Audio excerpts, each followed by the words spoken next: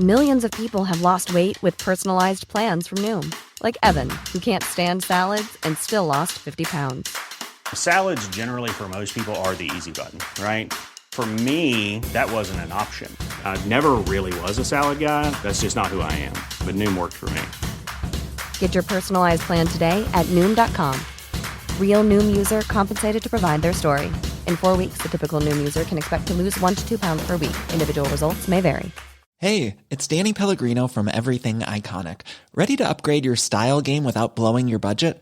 Check out Quince. They've got all the good stuff, shirts and polos, activewear, and fine leather goods, all at 50 to 80% less than other high-end brands. And the best part? They're all about safe, ethical, and responsible manufacturing. Get that luxury vibe without the luxury price tag. Hit up quince.com/upgrade for free shipping and 365-day returns on your next order. That's quince.com/upgrade. Wow. Nice. Yeah. What you're hearing are the sounds of people everywhere putting on Bombas socks, underwear, and T-shirts made from absurdly soft materials that feel like plush clouds.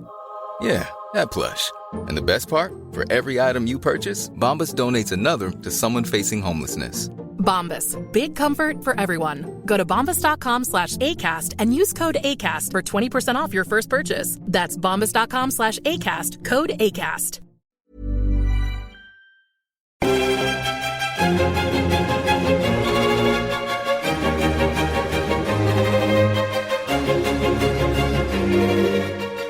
Hello and welcome to The Napoleonicist.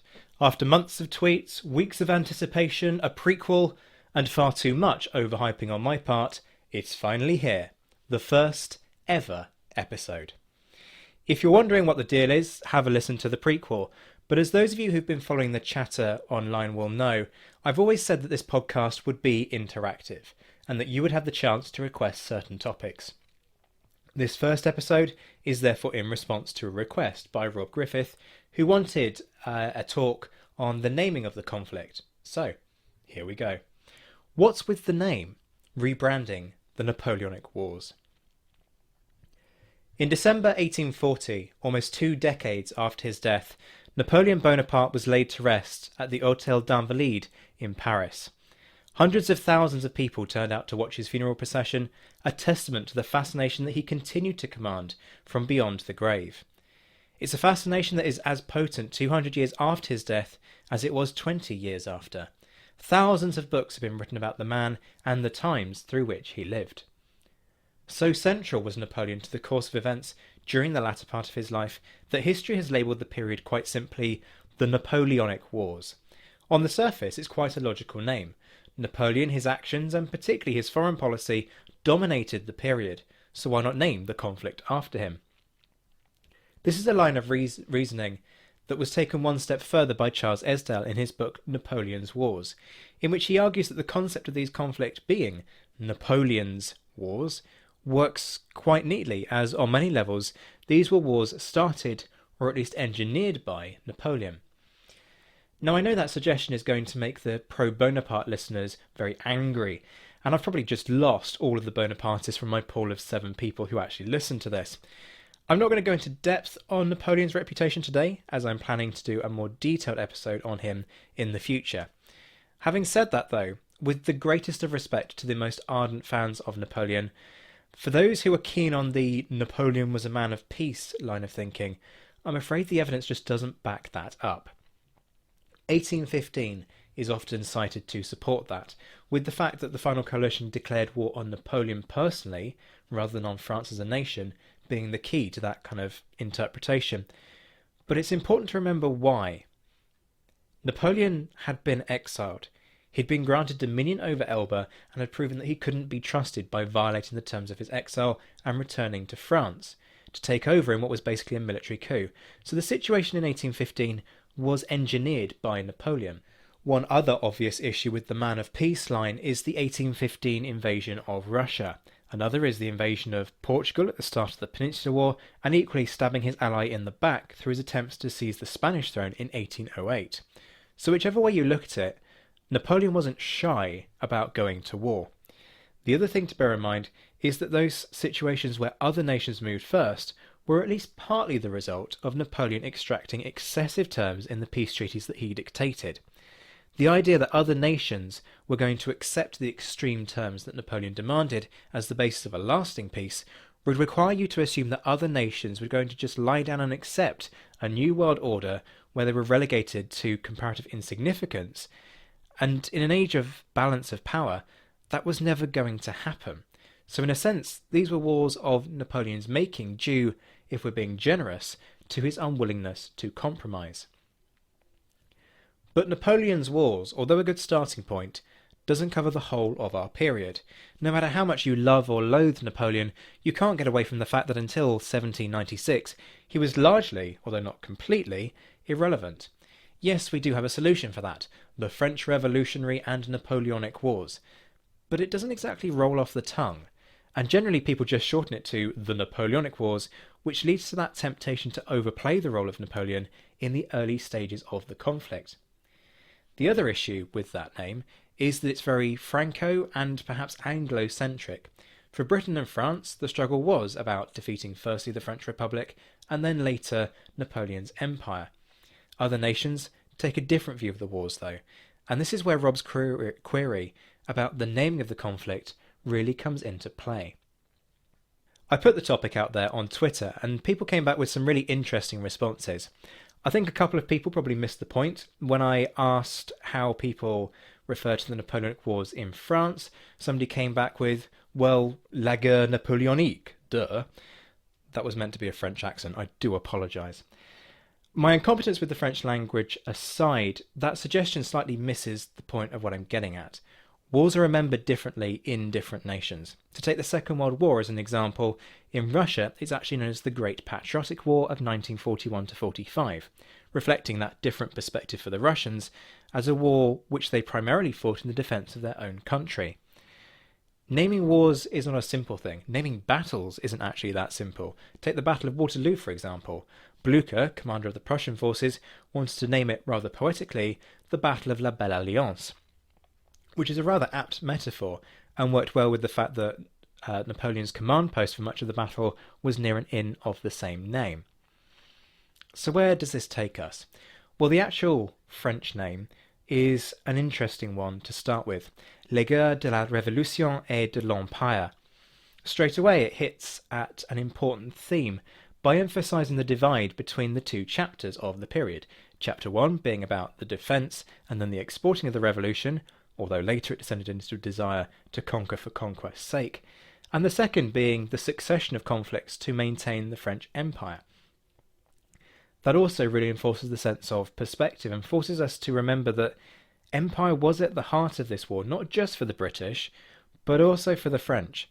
Despite the British Empire extending across the world's oceans and the French Empire across the heart of Europe, neither one could really coexist with the other. In that sense, perhaps the Napoleonic Wars are an early 19th century equivalent of the Cold War breaking out into a hot war. If we're to take our search further afield, though, we get other interesting suggestions. In German, the common term is the quite predictable Die Napoleonischen Kriege, although I'm told that sometimes the conflict is actually referred to as the anti-Napoleonic Wars. Yet there's also a romanticised, less well-known name, the Befreiungskriege, the Liberation Wars, which again highlights the importance of perspective, given that much of what is modern-day Germany was overrun and occupied by French forces, and so the notion of it being a war of liberation is actually unsurprising. We see a similar concept at work in Spain. The conflict as a whole is known as Guerras Napoleónicas, and as you can hear, my Spanish is even worse than my German and French. But the conflict enters into a different phase with the French attempt to occupy Spain, and that specific conflict is known as the Guerra de la Independencia.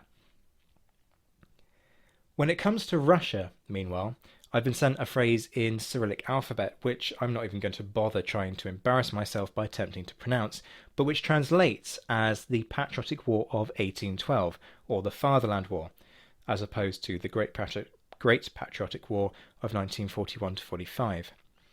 Patriotism and the defence of the nation, then, seems to be a common theme for many of the nations that fought against Napoleonic France.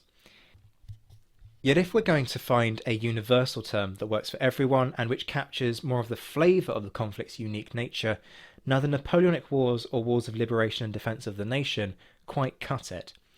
Rebranding the war has the potential to say much more about its significance in our history. And rebranding, although a bit corporate, is the right term here, because we're talking here about trying to get people to revisit the conflict and think again about what it represented, why it was fought, and what its impact was on the world. So what was specific to the French Revolutionary and Napoleonic Wars? Well, for one thing, it's more accurate to think of them as a sequence of small conflicts.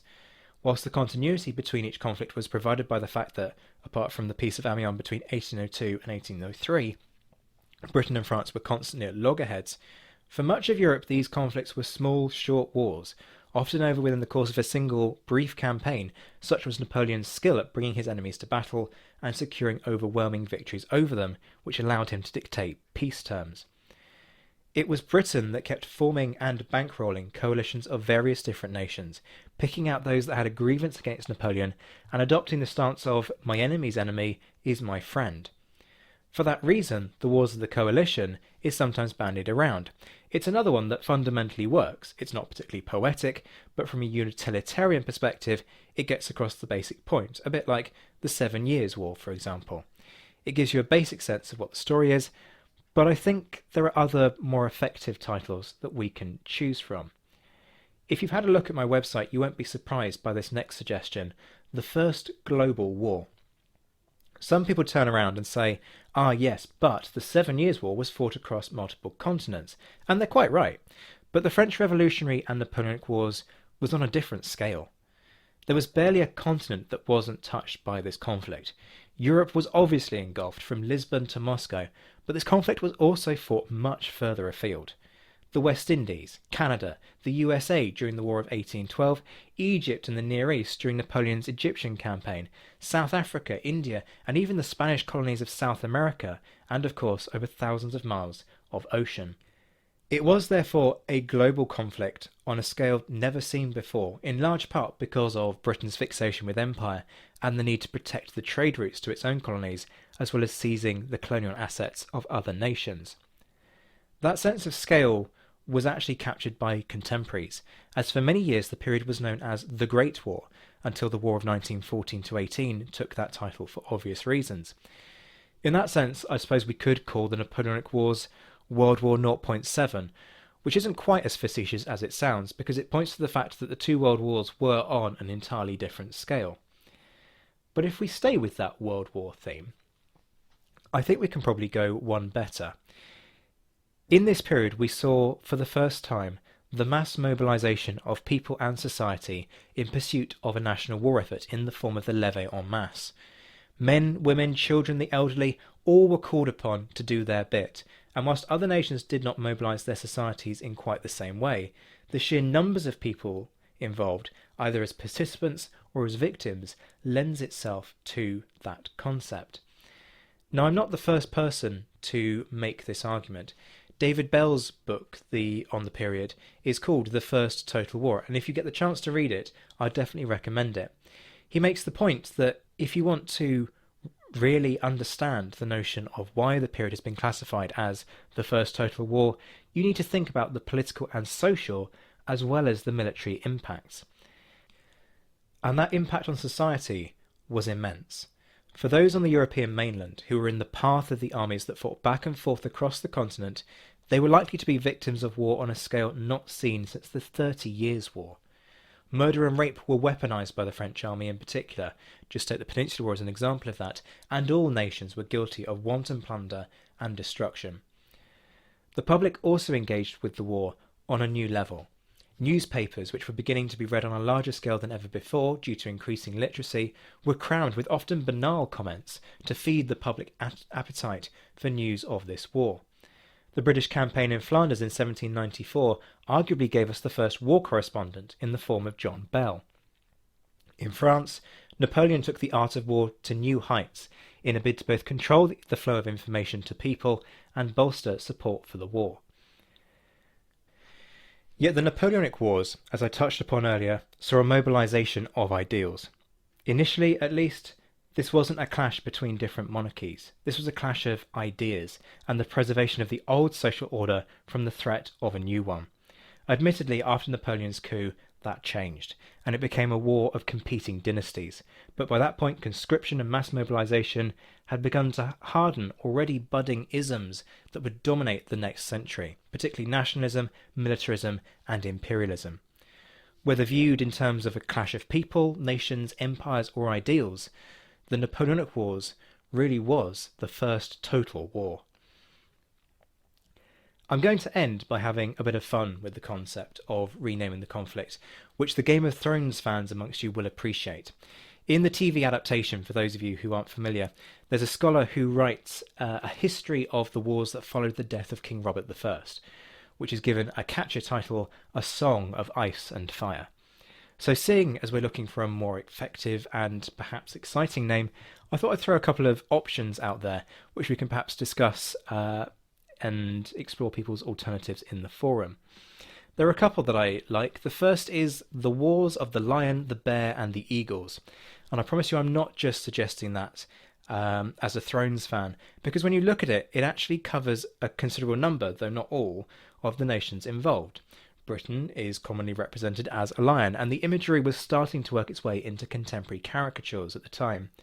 Russia is there in the form of the black bear, and the eagle obviously factors in Napoleonic France's imperial eagle symbolism, but also draws in many other nations. The double-headed eagle was a symbol of the Austrian royal family, and that continued to be the case until the collapse of the Austro-Hungarian Empire in the wake of World War I.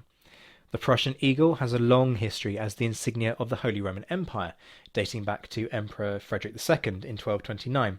The War of 1812 between Britain and the USA is also covered through the bald eagle, so it's not quite as daft as it might seem on the surface.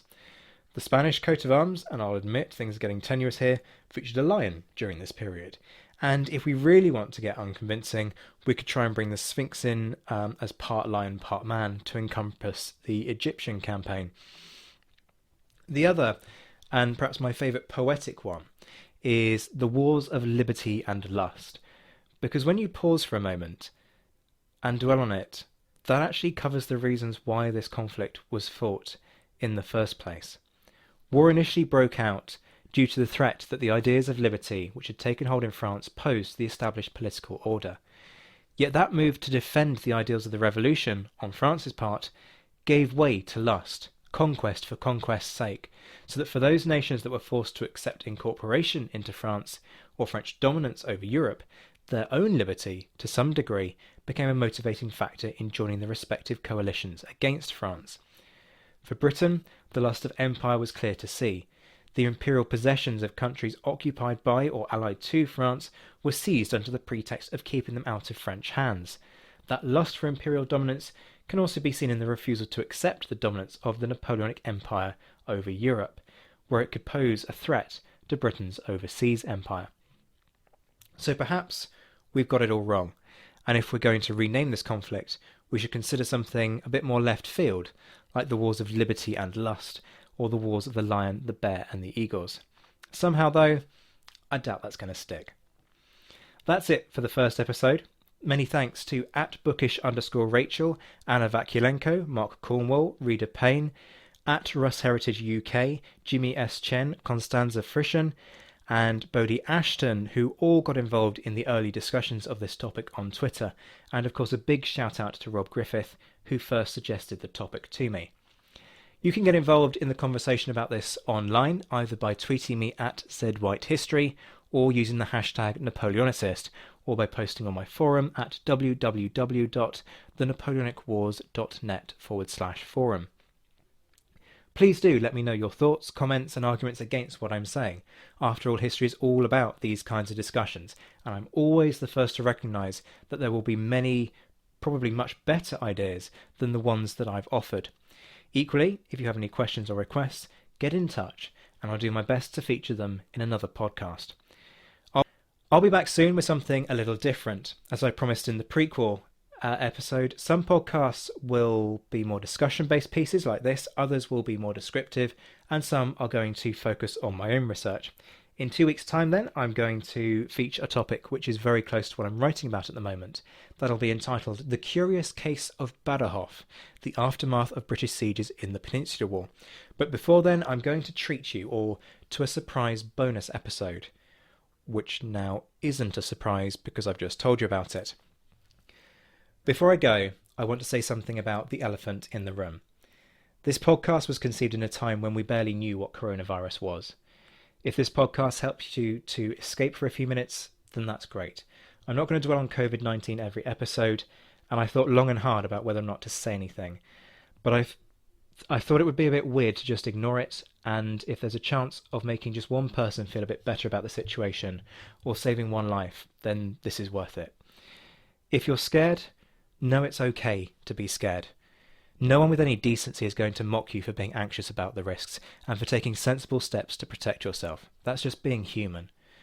But for your own sakes, please be careful not to feed that anxiety. The wall-to-wall media coverage is terrifying. We have to accept that the number of cases globally is going to rocket. Things will get worse, but they inevitably will also get better. This is not the zombie apocalypse, despite what the media coverage might be leading us to believe. So if it's getting a bit much, do something simple to take your mind off things. If you've got a garden, get some fresh air. Limit the amount of news coverage you're watching each day. Or better still, work out what the numbers actually represent as a proportion of the world's population. And then consider the number of people who are surviving this thing. Coronavirus is serious. Everyone needs to be sensible and do what we can to limit its spread. But you don't need to live in abject terror. Because even for those in the at-risk categories, the odds are in all of our favour. And if you're stockpiling toilet rolls, please stop, because pretty soon those of us who aren't stockpiling are going to be wiping ourselves with newspaper. To the small number of people who are blasé about this, I think that the rules don't apply to them. In the nicest possible way, get over yourself. This isn't a game or a war where we will all fight in the streets. You fight this thing by staying off the streets, sitting on your sofa, watching Netflix. You might not be worried. There are plenty of us who aren't actually worried about ourselves. If you get it, the likelihood is you will be fine. You might actually not be, and then you'll be blaming the government for not having enough ventilators to get you out of a situation that you could have avoided. But more importantly, some poor sod can get this thing off of you. You can unknowingly pass this on to someone who passes it on to their nan, who is at risk, and so therefore dies. Now, if you're the sort of person who's okay with that, you probably aren't going to be listening to this podcast anyway, but just in case you are thinking that isolation is a bit tedious and you'll just throw a barbecue on the beach with a couple of mates, stop and think. Nobody wants to give this to someone who dies from it, so listen to the government. They aren't doing this to be really annoying. They're doing it to keep people alive. So keep the people that you care about safe and stay at home. That doesn't mean, though, that you should cut yourself off. The technology is there so that we can all stay in touch, and Lord knows we're going to need each other to stay sane through this. But before thinking about yourself, think about what is for the greater good. And if that doesn't convince you, and you want the lockdown to be over that badly, then I have news for you. This is going to continue until the threat to people's health has drastically fallen. If you want to bring that endpoint forward, then stay at home. Because until people stop passing this thing on, the number of cases isn't going to fall, and it's only when the number of cases starts to fall that we're going to come out of lockdown. The last thing I want to say, though, is more positive. Like all episodes of adversity in human history, we are going to see the worst of people, but we're also going to see the best of people. This is a time when we all can and must come together to support one another, but not physically in the same room, obviously. Take the time to reach out to people who you've lost contacts with. Text that person who's been self-isolating and might be feeling low. Send a stupid dog gif to friends who've been ill. Because in doing so, you're doing one of the most important things in our society. You're being human. We have always been social animals. We built our civilization on working together, and we built an entire global network of ways to stay in touch. So take the time to be kind.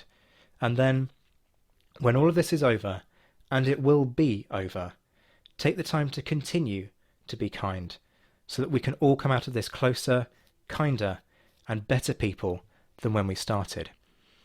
And when we all come out of lockdown, seriously, we have got to have the mother of all Napoleon-themed parties. That really is it for the first episode. I hope you enjoyed it, and as I say, please join the conversation online. I'll be back very soon, but until then, I'm Zach White. This has been The Napoleonicist. Take care, my friends. Stay well, stay safe, stay kind, and thanks for listening.